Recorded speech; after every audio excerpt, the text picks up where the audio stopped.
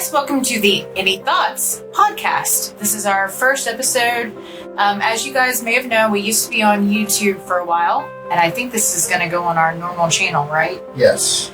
So we even decided against doing webcam. It's just easier for us to go off on our own, research a topic that we're interested in, and then come together and record a podcast when we have a little bit of extra time. I'm doing art stuff now, and Dan is doing work, and he's also doing some mods and things like that, and so he's doing in the mod community. So we're both doing things a little bit differently, and so you're going to be catching up with us on this podcast, and then we'll have some topics to talk about. How are you, Dan? I am great. I'm just... I don't know. I'm just here. I'm just here to talk about whatever today's topic is. Okay, well, what is today's topic? Well, apparently it's hospitality. Hospitality. So what is the... so we decided to look up the actual definition for hospitality. Dan, what is the dictionary definition for it? Well, let me give you a background of how we came up with this topic. Okay. Let's start there. So this is like, those weird car discussions that you get into, and you're driving and you're like, oh, you always hear about Southern hospitality, and then it's like, yeah, but remember that time that we went here, there, or wherever, and that feels weird to, call it Southern hospitality. Anyways, that led to us having a long discussion in the car and then doing some additional research. Although I guess really the only research that I did was look up the dictionary definition of this. The rest of it's all just kind of gut feeling and a lot of caffeination. Probably. Well, it is our first podcast, so we'll see if you guys like it. But so the dictionary, this is Webster's, says that hospitality is the act or practice of receiving and entertaining strangers or guests without reward, or with kind and generous compassion. I pulled that from the 1828 dictionary of Webster's. I liked the way it was worded, but basically all of the other ones that I found said essentially the same thing, just kind of worded slightly differently. But basically it's like bringing people, strangers into your house, and treating them like they're your own family. Right. So, Becca, do you have I guess that's my short version of it. Becca, do you have a short version of what hospitality is in yours? Yeah, so some of you may know I have been raised in the South. I have never left my state, which is Louisiana. My Southern belle. And so I've always lived in the South, and I've always heard of people saying Southern hospitality. So I guess from learning from, especially your grandparents, you kind of pick up the hospitality, and sometimes your parents keep it going. But right. From my grandmother's perspective, it was always when someone comes to your house, you always serve them, give them something to drink, have a meal ready. You're just kind of serving the person and that kind of thing. So that was always Southern hospitality for me. Yeah, what about you? I mean, so my grandparents were like that too, and I know this kind of led into another conversation that we had. It was actually kind of a continuation of this hospitality thing, I think. Well, if we have time, we might hit it near the end if we remember. What? No, it was just about how grandparents, even this extends even outside the home, they gotta dress up when they go out and present a nice image and stuff. Especially when they're going to the doctor. Apparently when you're sick and running fever, you still have to dress like you're going to church. Right. Which is weird. It's just kind of I know my grandparents, they even kind of do similar things, where it's you're, and I guess that's just societal changes over time, because now, if you're going to the doctor, you just Like, you wear your pajamas that you woke up in, and you just go. Yeah, like, look, man, I'm not feeling good. I'm in my, skivvies and a robe. Like, that's, I've seen that, especially in the emergency room. Like, that's what you're getting, oh my man. gosh. But, there's always these. So, like, the common. I don't know. We have an outline here, but in our, I put common perceptions, but I almost think it's common misperceptions is what I should have titled this section, because the common misperception, right, is Southern hospitality, and I'm not saying that Southern hospitality doesn't exist. I just think that the concept of it is mislabeled almost. Well, it might also be a history thing too, where it used to be that way. Maybe, but I really don't think it is. No? I don't think You don't think it's because people have switched and swapped around? No, I don't think so. No? Okay. No, I mean, my grandparents have always lived up in Nebraska, and That's their true. parents lived in Nebraska, and their parents before them lived you've in moved Nebraska. around a lot more than I have. Well, yeah. I've never moved from here. So, I mean, I grew up in Missouri and, lived in Ohio for a while and spent time out in California and Texas and just, kind of all over, really. It was, spent some time in South Carolina even as a kid. So just kind of lived a little of everywhere. Arkansas even. I don't want to claim that one, but, we spent like a year there. Stop. That's just like I like Arkansas. They have like really pretty areas. the forgotten year, though. Essentially, it just doesn't exist in time. But anyways, you like hot springs? yeah, no, I do. But so when you hear Southern hospitality and people call it that all the time, it gives you this misperception that Northerners are grouchy and rude, but that kind of leads into and Southerners are what? What? You just did the North without doing the South. Well, no, yeah, I already said that. So if Southerners are the hospitable ones, then it would give you the misperception that Northerners are inhospitable. So that means the perception is Northerners are grouchy and rude, while Southerners are friendly, go out of their way, and that kind of stuff. And they're super nice. Yeah. Right, that's what I'm getting at. So that leads into what I think it should be, where it's almost like big city versus the small town / rural area. Mm-hmm. And so what I've experienced is almost you can pick a city, it doesn't matter. I've been to Dallas, Houston, Los Angeles, San Francisco. I've been to Seattle, Cleveland, St. Louis, Kansas City, Omaha. I've been to all these places. I've even been to Washington, D.C. Any city you go to, it always seems like that is where you run into the grouchy, rude people, right?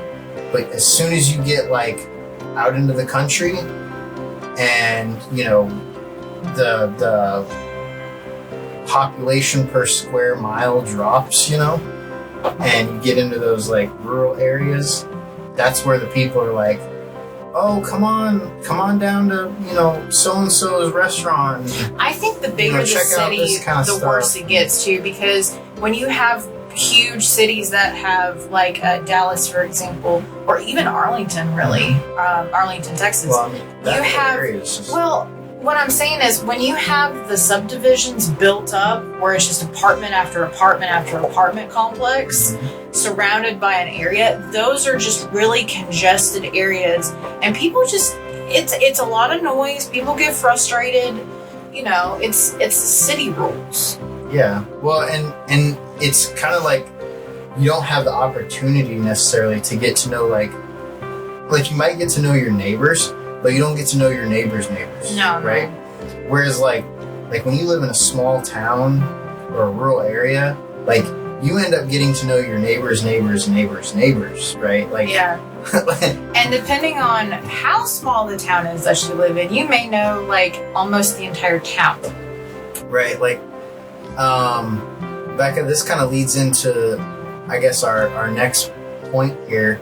If you want to talk about, so Becca's grown up her whole life in Northwest Louisiana, right? Basically in Texas, yes. And so, the big town around here is Shreveport. Mm-hmm. So growing up kind of in this area and getting to experience that, and like what else?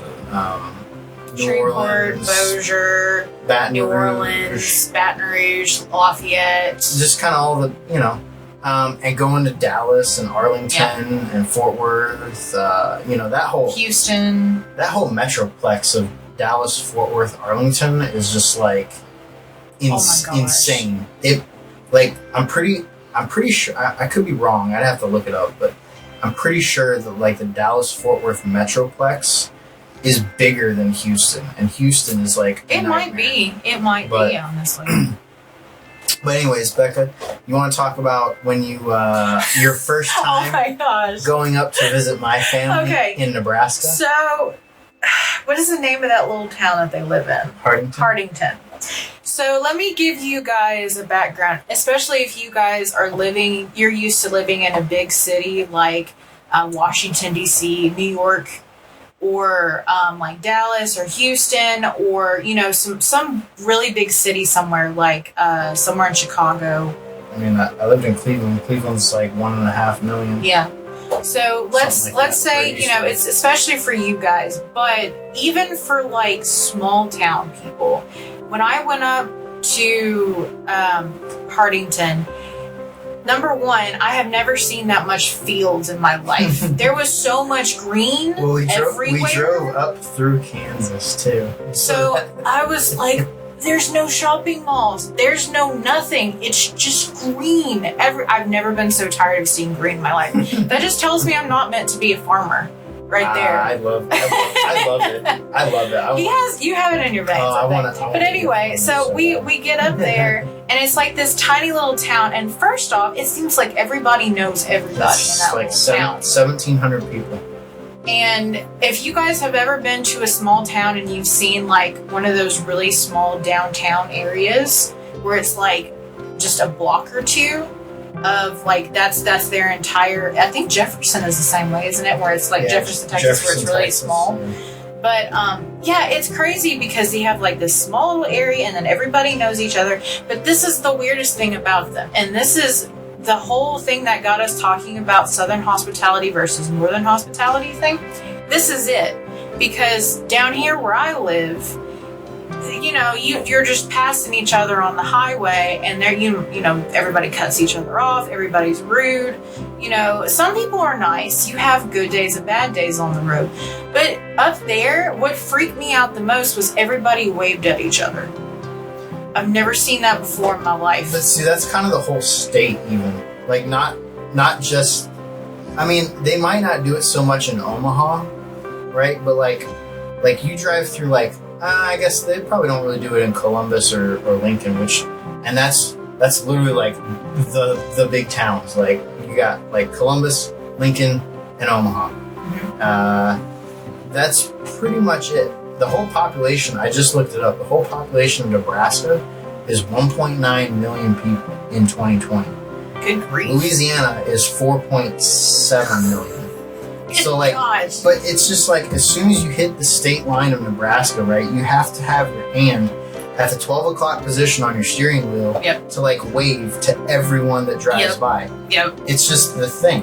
And when you go into stores or restaurants, people are like, "Hi, how are you? How's the family?" And I'm like, okay, first off, I don't even know you. Second of all, I'm fine.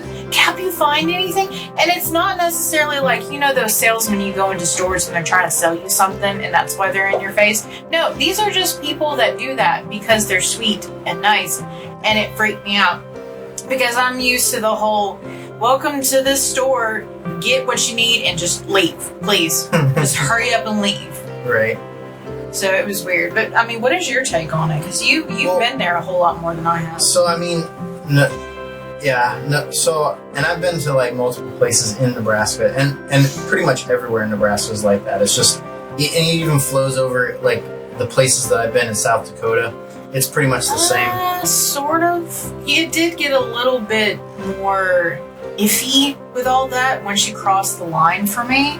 But that may have been just because we were having a bad time. Well, no. South Dakota, so It depends on where you're at in South Dakota. So, like, I've driven in the country part of South Dakota. She's only ever been to one spot in South Dakota, which was really pretty. Yes, but it's a big town technically. It's I can't even think of the name of it right now. I can't either.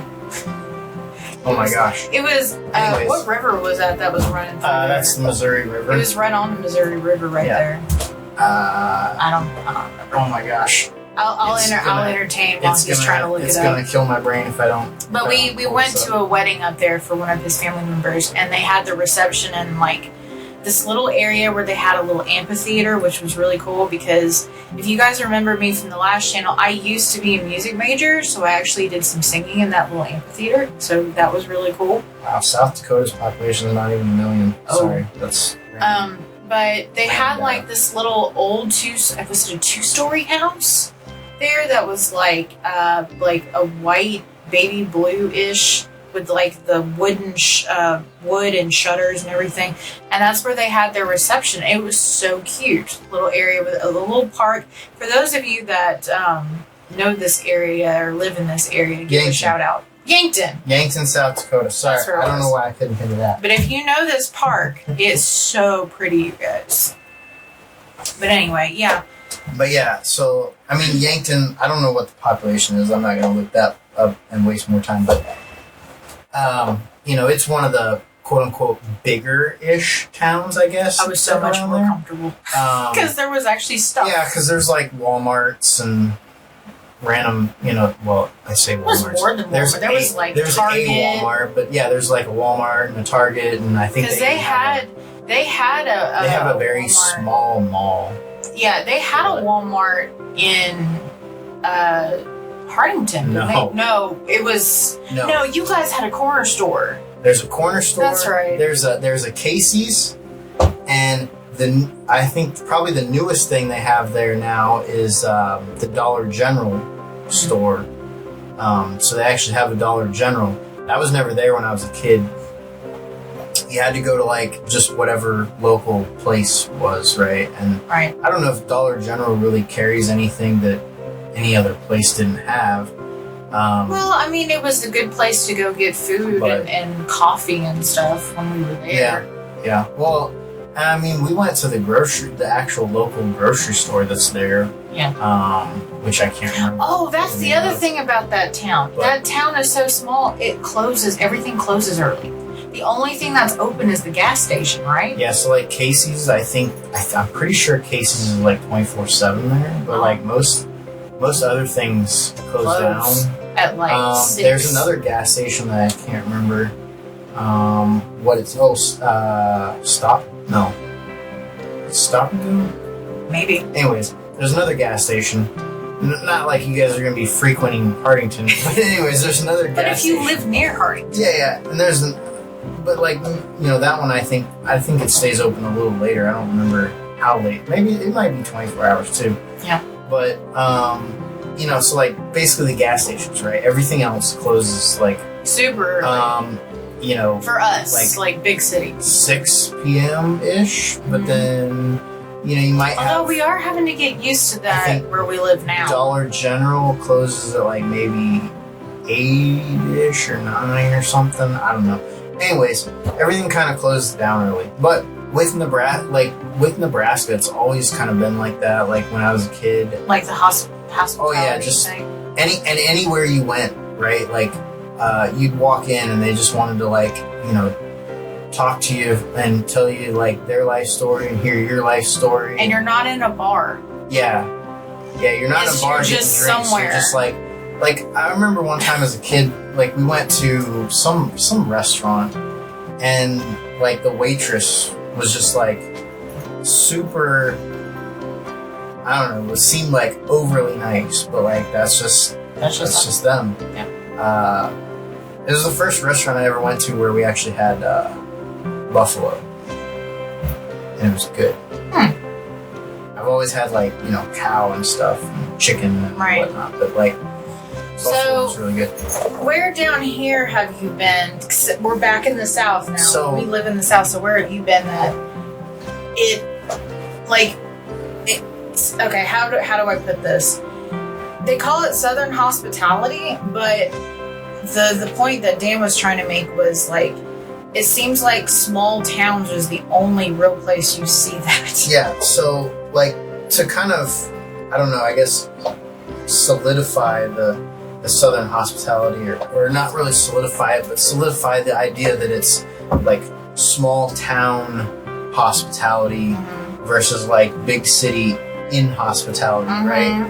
Like as soon as you start getting into like, you know, the 5 and 6 digits of population, like that's kind of where, you know, you're starting to get like too big at that point, right? Yeah. So I love doing like genealogical research, and in my genealogical research, it led me to this little tiny town.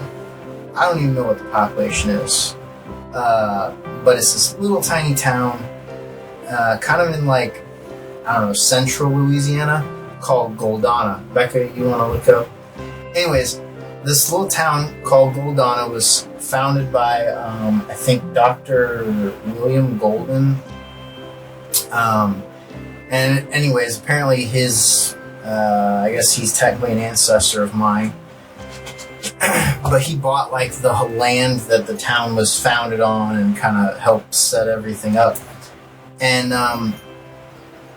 his daughter like married my ancestor. Anyways, I went down there to like just, you know, kind of like see what I could find and do like one of the common things that people do in the is that right? genealogy society is they'll get pictures of like tombstones and stuff. Seriously? Yeah. 425 people So in 2020. It's a population, yeah. So it's like 400 or 500 people. What the heck? So I didn't realize it was that tiny. Jack, what are you doing? There's no telling. Anyways, our dog's in here and he's Our dog and 2 cats are. being bored. But anyways, I went down there and it was like almost the next level above like even Nebraska. So I went down there and I couldn't really find out a whole lot, and I found like the cemetery, and I was, you know, getting some pictures and stuff there. And one of the places I wanted to go was actually closed because I think I went down there on a Monday.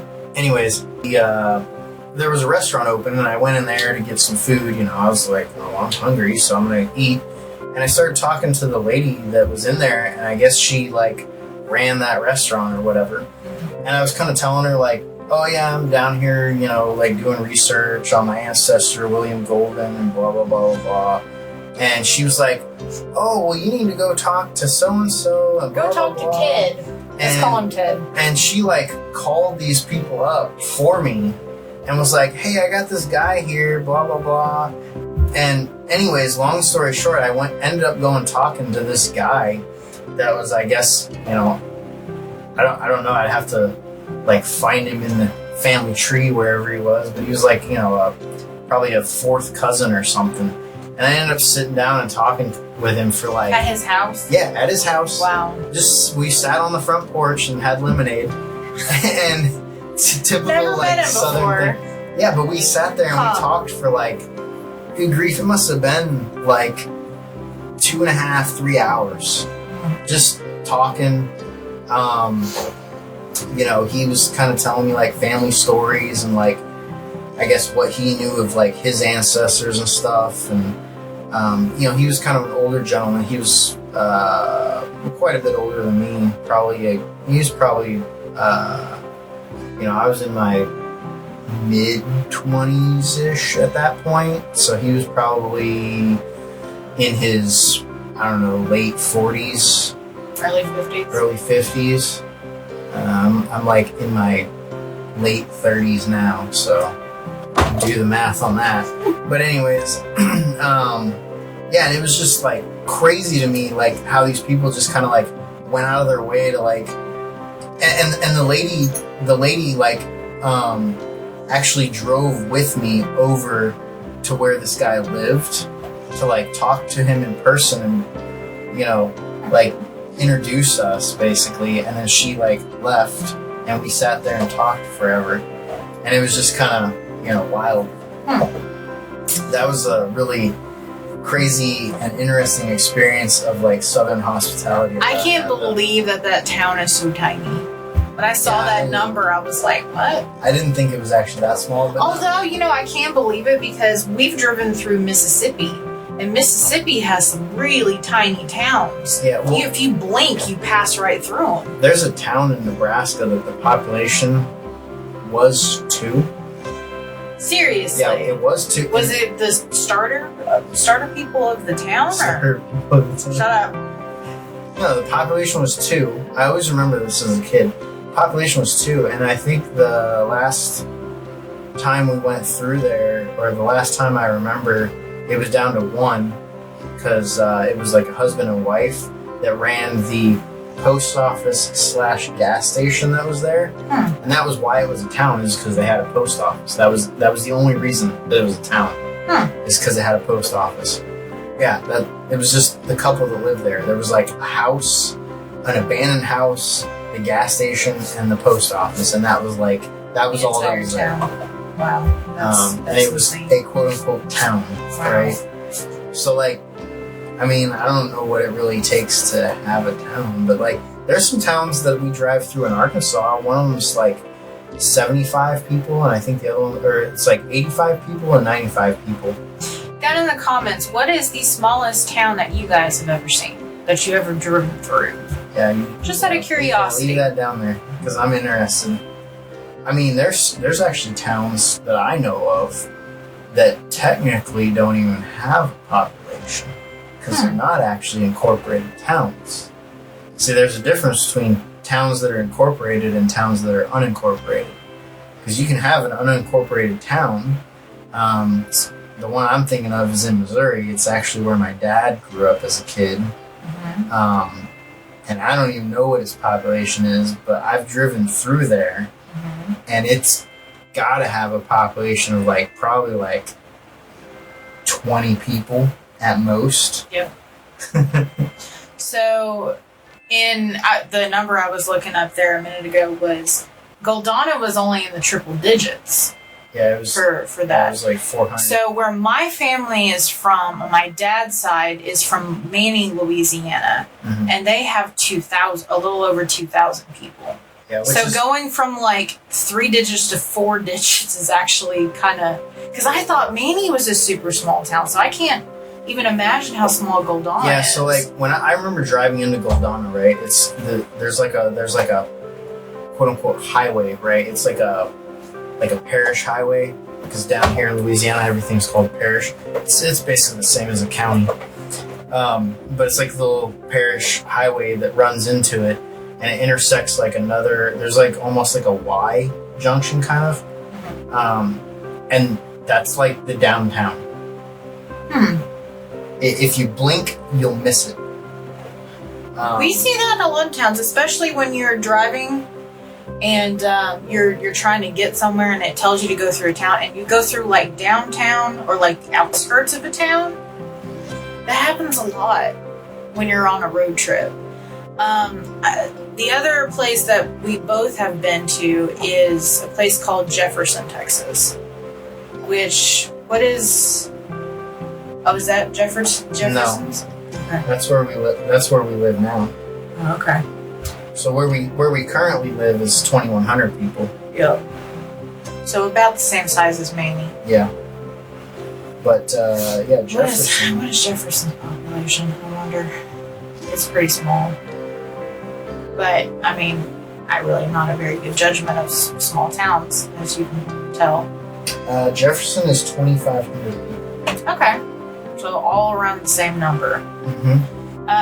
Jefferson, if you guys have never been or you live in that area, first of all, shout out to the people who live in Jefferson because you guys are awesome. You guys are so nice. That's actually where we got engaged. Yes, it was. We went to a piano bar, and Dan had it set up to where we could go on the roof, and he proposed to me there at that restaurant. And then we had what was that, a Ferrari or a Lamborghini go under? It was a Corvette. Oh, was it? It was just an old one.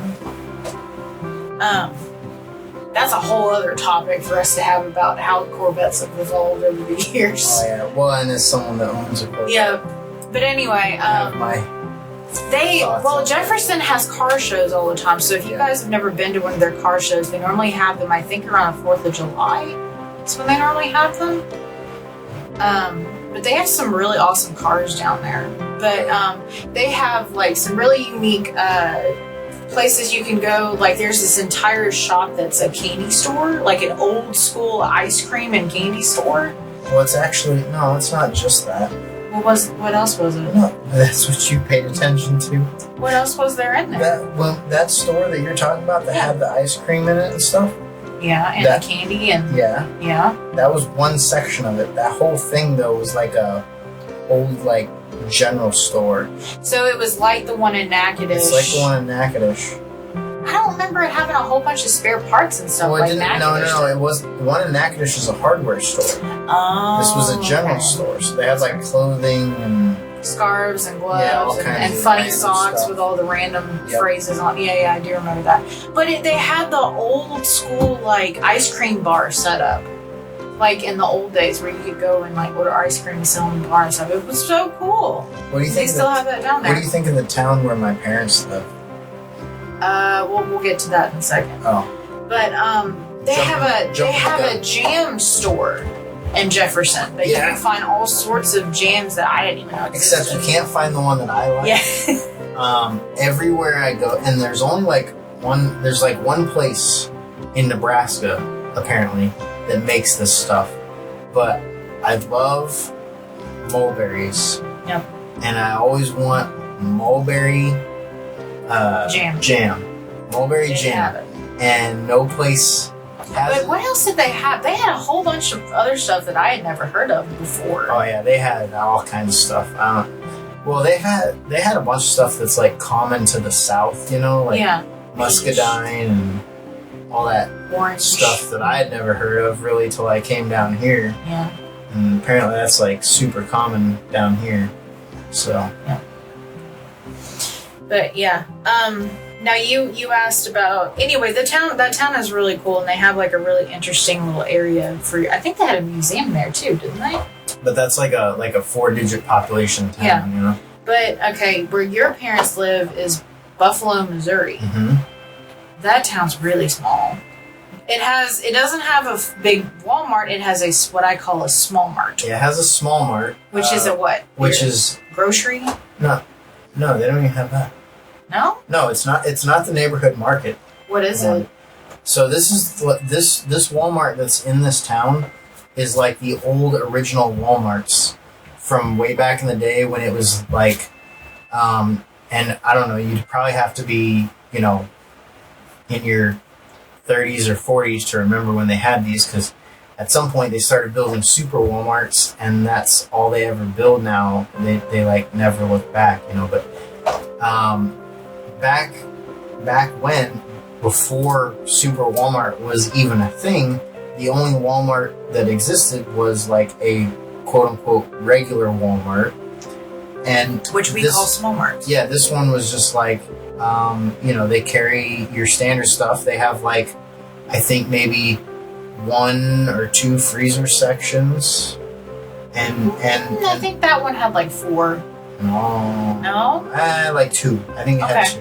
But there's because they had your eggs and your bread and but they had like the bare necessities of like it's sorry, it's not meant to be like a food store, and the reason for that is because there's another food store there, and apparently there's like some, you know, stuff going on to help prevent you know, Walmart from putting in a thing that would essentially put the grocery store out of business.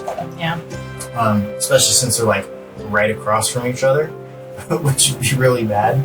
But anyways, there's so like that town, you say it's really small. It's actually bigger than Jefferson.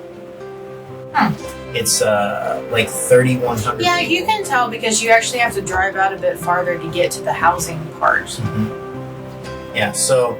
And there's a bunch of Amish that live around that area, which Mennonite. I had Mennonite. Yeah, Mennonite. I had never seen Mennonites before. Yep. I'm not like, it was a whole new thing that I had never seen. And seeing an Amish riding the horse down there, I had never seen that before. I saw that one time and I went, what?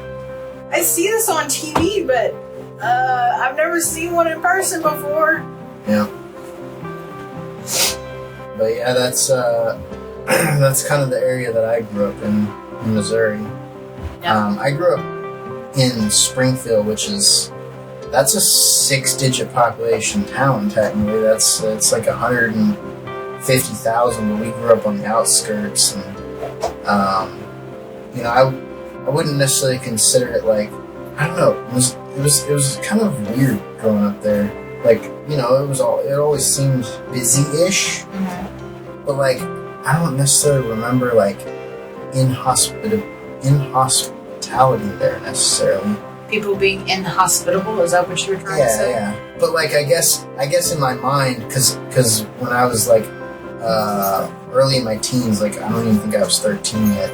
So when I was 12 or something, we moved to Cleveland, and so like I always contrast, like the first half of my life living there versus the second half, I guess, or whatever, the last 6 years living in Cleveland, and just the differences between them were like, so different. Right? Like, even though it was 150 people or 140,000 people or whatever in Springfield, like you go up to Cleveland and it's like 1.7 million or something, or whatever. I don't even know. They're probably over 2 million now or something. Who knows? But just the difference was like night and day. Yeah. Okay. So we've spent a lot of time talking about the small towns that we've been to. Okay. Mm-hmm. So all of those towns, they are less traffic. Oh yeah. That's a big thing, guys. Let me explain why. Where we live, which is, what did you say, a little over 2,000 people, almost 3,000? No, it's 2,100. Okay.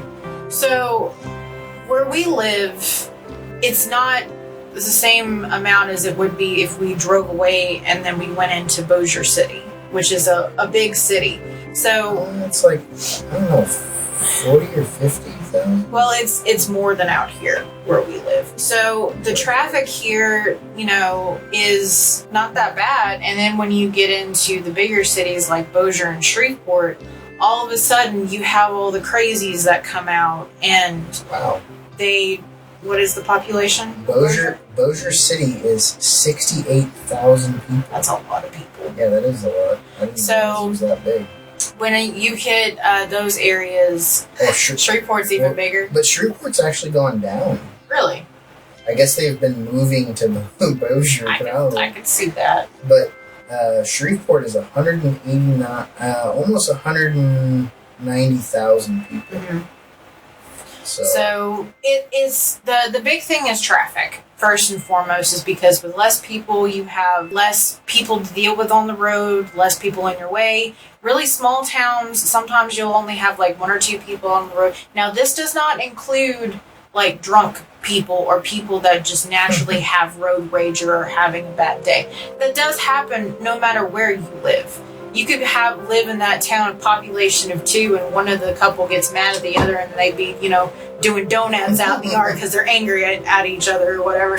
But, that stuff happens. Well, that doesn't necessarily mean traffic, though. Right. You still have people like that, but it's less because we have been to bigger cities. Obviously, you've been to way more than we have, but when all this time that I've lived down here, and Dan has been here as well, you've been to Dallas and Houston, and we went to Atlanta, Georgia, and we've been to Orlando, Florida. Yep. We've been to the biggest. Where was that little town in Florida?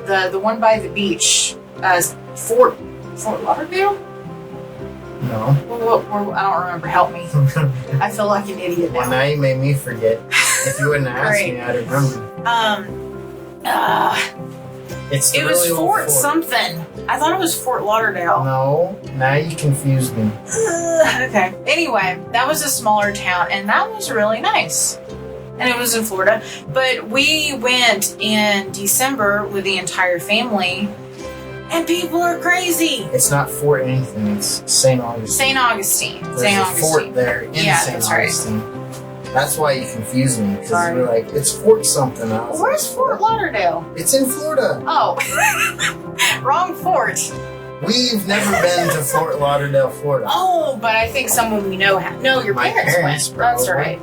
But yeah, I mean, we went to St. Augustine, and it was a smaller town, and it was really nice. But it's more of a commercial we also area. Drove through Daytona area, which Daytona, it gets big whenever the race is there, but like the rest of the Otherwise, year, it's just like small town. Yep. So we kind of drove through that area and stuff, and we went over to like the Air Force base that's over there. Yep. Can't think of what that one's called.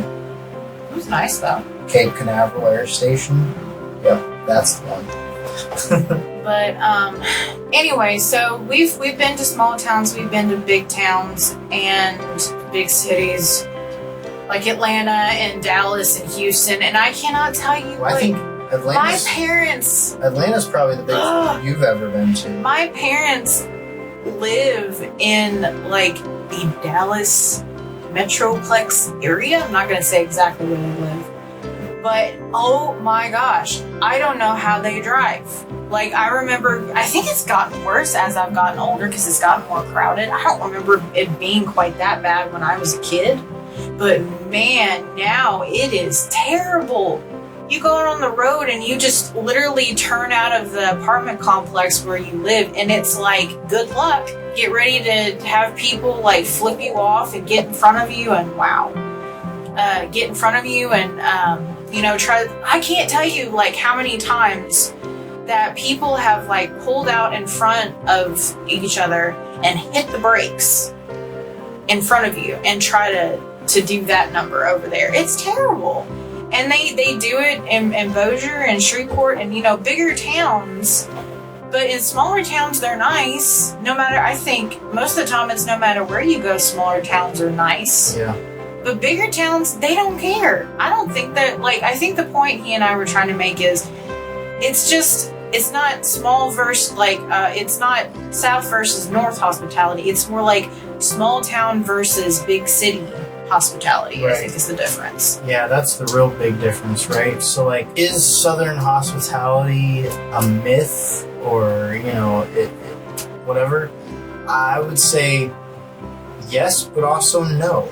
Northerners can also be just as hospitable. Yeah. But I really think it depends on, are you talking about city folk or, country folk, so to speak, Okay, well, and I will say this: there are jerks everywhere, and there are nice people everywhere. Well, yeah, I mean, you might run into, you might be in a town of 400, and there's some dude that's super rude. I don't know. Because we were going to a friend's wedding, and it was in a small town. I don't remember where it was. I think it was in Mississippi somewhere, but I don't know what we did to this guy in this truck.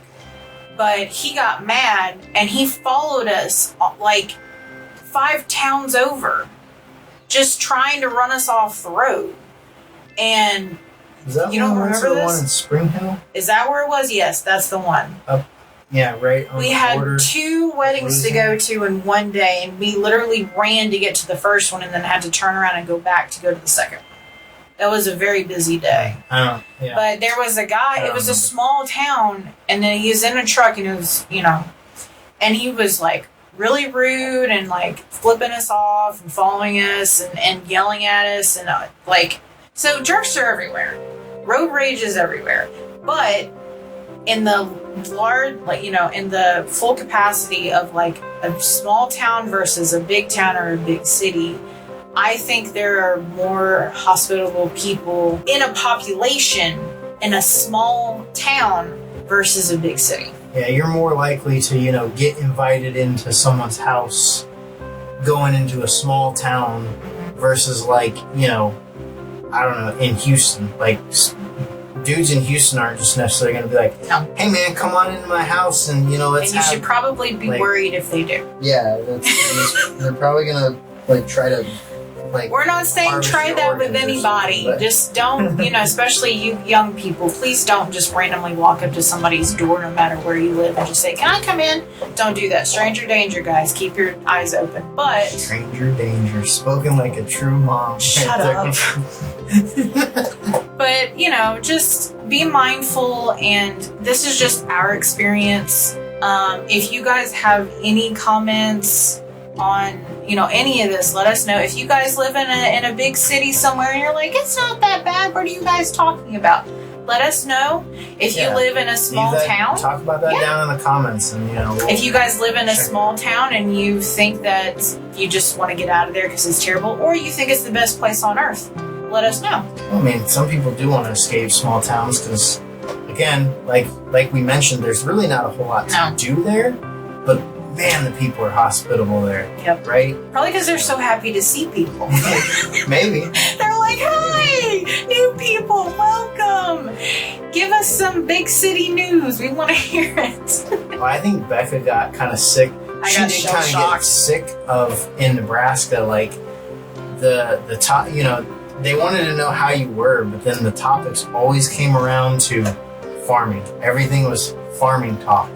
It was like, oh, corn, almost like that. Corn, soybeans. Yeah, I hate to say it, but it's almost like that episode of Family Guy where Stewie ends up in Nebraska. He ends up in Nebraska, and he's talking to two guys at the counter, and they're like, he's asking them oh, how's this going, or seen any good movies or whatever. And then he goes, how about corn? And then the two guys just go, oh yeah, corn. Right? It's true. I mean, there is some truth to that, unfortunately. Well, I mean, if it's your livelihood, then yeah. Yeah. Well, and I mean, that could be a whole other topic about And especially if you bring up that and then you bring up tractors and that kind of stuff, their equipment they use, that's very relatable. I mean, when you talk about it being their livelihood, though, dude, farmers. I don't want to get into a whole other topic, but if you guys see farmers, buy them a beer. Thank them, man, because those dudes, they go through some stuff, right? And if they're complaining about the weather, there's a reason. It's because them surviving and living depends on the weather. So if they're complaining about it, just buy them a drink or something, and say, hey man, I'm sorry. Because it's rough. It can be rough. I mean, it can be good, but it can be rough. A good comparison to that would be if you worked on a computer for a living and the servers went down for 6 months and you couldn't deal with it. That's like them with going through a drought. So it's rough, you guys. Or for an artist that does paint on easel, that would be your stores everywhere running out of paint for the next year. You can't feed yourself or your family. So, but anyway, we got kind of off topic. A little off topic. But anyways, let us know what you think of this format, and if you guys like this, and we'll continue to, hopefully do more. We're going to try to have one up every other week. Yeah, we're going to try every other week and see how that works, and if we are good, maybe we'll do more, or maybe we'll see how it goes. But this is our first one, so let us know what you guys think, and thanks for listening.